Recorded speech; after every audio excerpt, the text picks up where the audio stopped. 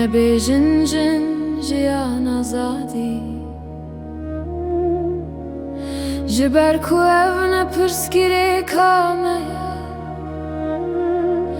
pirsgirêka me nesname ye Kurd û Kurdistanê. Kurbin ebin xizmetkarên yendin ji ber ku tenê pirsgirêka me Kurdistanê.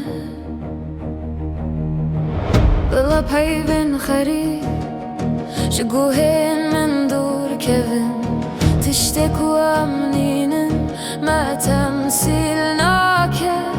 Ez ne hewceyî gotinên û me zimanê min tijî ye, bi gotinên kal û bavan ez serbilindin.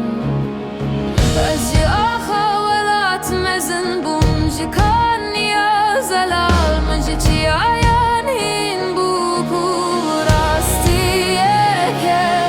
Ez keçavan çiyayanim biryara min eşkere ye.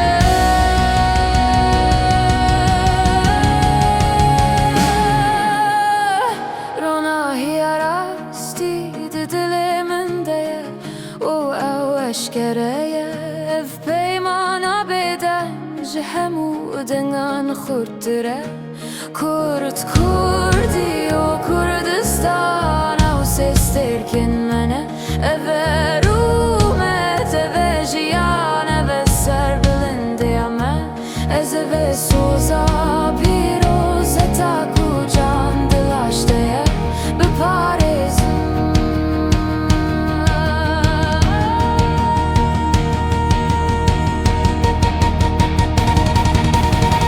Hêza min necekande ye, hêza min di zimanê min de ye û parêzvanê ahê ye, û parêzvanê hebûnê ye. Dema ez bi Kurdî diaxivim dengê dîrokê tê.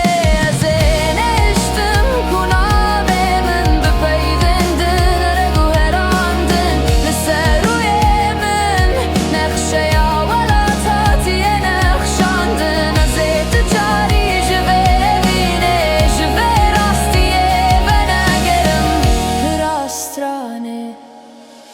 Bila dilê min bibe agir, bila ew her û her bişewite ji bo soza ku min daye li ber ronahiya agirê nûrozê.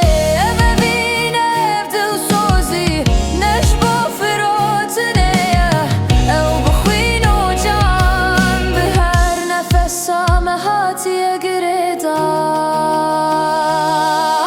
Ronahiya rastî di dilê min de ye û ew eşkere ye.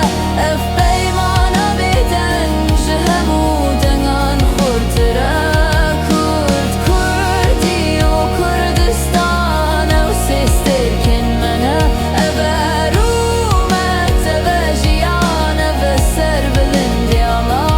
Ez ev e soza pîroz heta ku can dilaş de ye biparêzim.